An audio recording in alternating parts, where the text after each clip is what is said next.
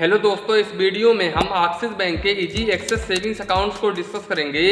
दोस्तों, ये वही सेविंग्स अकाउंट्स होता है जब आप एक्सिस बैंक के किसी भी ब्रांच में जाते हो अपना एक सेविंग्स अकाउंट्स ओपन करवाने के लिए, तो बेसिकली आप लोगों को यही सेविंग्स अकाउंट्स ओपन करके दिया जाता है।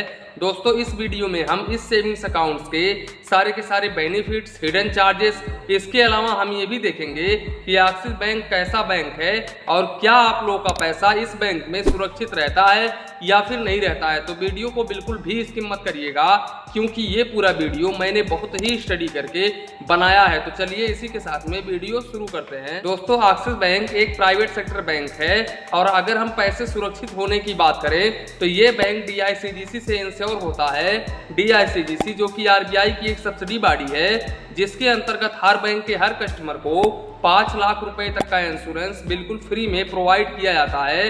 दोस्तों, अगर अपने लाइफ में एक्सिस बैंक कभी भी डूब जाता है तो ऐसे केसेस में आप लोगों का 5 लाख रुपए तक का अमाउंट मिल जाएगा।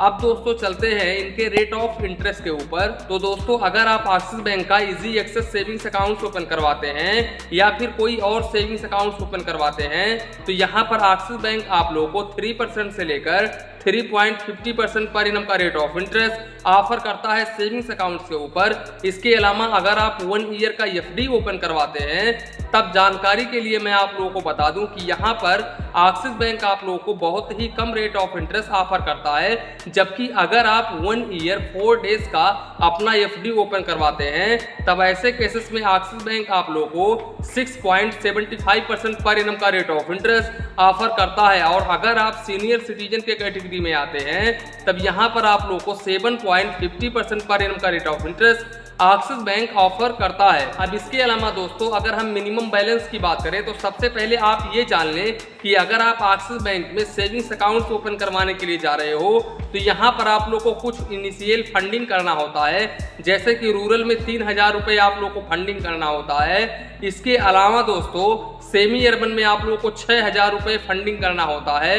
वहीं पर अर्बन में आप लोगों को 15,000 रुपये फंडिंग करना होता है। और मेट्रो सिटीज की अगर हम बात करें तब यहाँ पर आप लोगों को 16,000 रुपये फंडिंग करना होता है। यानी कि दोस्तों, अगर आप एक्सिस बैंक में अपना सेविंग्स अकाउंट ओपन करवाने के लिए जा रहे हो तो उस टाइम पर आप लोगों को इतना डिपॉजिट करना होता है, तभी आप लोगों को अकाउंट ओपन करके दिया जाता है। अदरवाइज आप ओपन नहीं करवा सकते हैं किसी भी सेविंग्स अकाउंट को एक्सिस बैंक में। इसके अलावा अगर हम मिनिमम बैलेंस की बात करें तो यहाँ पर आप लोग को रूरल में 2500 रुपये मेंटेन करना होता है। इसके अलावा दोस्तों, सेमी अर्बन में आप लोगों को 5000 रुपये मेंटेन करना होता है।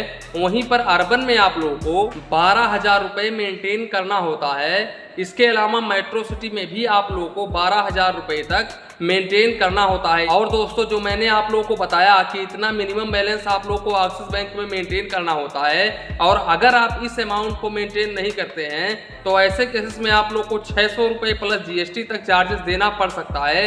तो यहाँ पर मैं आप लोगों को रिकमेंड करूंगा कि अगर आप एक्सिस बैंक में अपना एक सेविंग्स अकाउंट ओपन करवाते हो तो अपना मिनिमम बैलेंस जरूर मेंटेन करिए।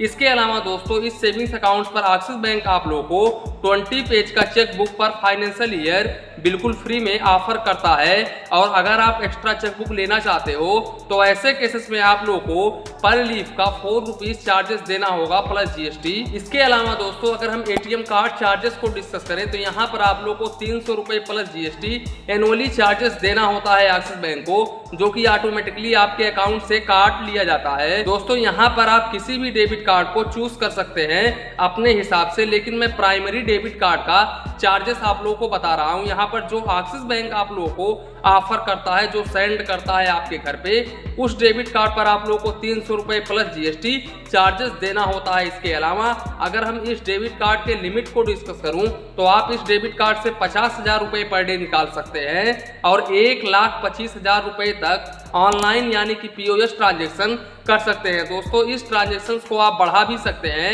मोबाइल बैंकिंग के जरिए। अब इसके अलावा दोस्तों, अगर हम काउंट ऑफ ट्रांजेक्शन की बात करें तो आप इस डेबिट कार्ड से 5 बार पैसे निकाल सकते हैं बिल्कुल फ्री में, और वहीं पर 3 बार आप मेट्रो सिटी से पैसे निकाल सकते हैं। और एक्सिस बैंक के ATM से भी आप 5 बार पैसे निकाल सकते हैं और 3 बार मेट्रो सिटी से निकाल सकते हैं। और अगर आप उसके ऊपर निकालते हैं तो ऐसे केसेस में आप लोगों को चार्जेस देना होगा। अब इसके अलावा दोस्तों अगर हम SMS अलर्ट चार्जेस की बात करें तो यहाँ पर आप लोगों को पर SMS 25 पैसे चार्जेस देना होता है प्लस GST, और मैक्सिमम आप लोगों को 25 रुपए पर मंथ चार्जेस देना होता है प्लस GST। और दोस्तों अगर हम जेन्युइनली सर्विसेज की बात करें तो एक्सिस बैंक के अधिकारी आप लोगों से अच्छा रिस्पॉन्स करते हैं अगर आप बैंक में जाते हो, क्योंकि मैं गया हूं, अपना अकाउंट भी ओपन करवाया हूं, बहुत ही अच्छा रिस्पॉन्स देते हैं। इसके अलावा आपका काम बहुत ही जल्दी होता है इस बैंक में। इसके साथ साथ दोस्तों इनका जो मोबाइल बैंकिंग एप्लीकेशन है ये काफ़ी शानदार होता है, ये मान के चलो कि ICICI के बाद में इसी का नंबर आता है। इसके अलावा दोस्तों एक्सिस बैंक में आप लोगों का ट्रांजैक्शन कभी भी जल्दी फेल्ड नहीं होता है। हाँ, ज़्यादा परेशानी हो जाती है तभी आप लोगों का ट्रांजैक्शन फेल्ड होता है, वैसे नहीं होता है दोस्तों, क्योंकि मैं ये अकाउंट्स आज से नहीं तकरीबन 6 ईयर्स से यूज कर रहा हूँ एक्सिस बैंक का सेविंग्स अकाउंट। तो मैं ये दावे के साथ में कह सकता हूँ कि मेरा अभी तक कोई भी ट्रांजैक्शन फेल्ड नहीं हुआ है एक्सिस बैंक में। आने वाले समय में कुछ कह नहीं सकते हैं। तो दोस्तों इसी के साथ में वीडियो समाप्त करते हैं। वीडियो पसंद आया हो तो प्लीज़ वीडियो को एक लाइक करिए और अपने चैनल फाइनेंस बैंकिंग को सब्सक्राइब करिए। मन में कुछ डाउट हो, कंफ्यूजन हो तो प्लीज़ कमेंट करिए। धन्यवाद, मिलते हैं नेक्स्ट वीडियो।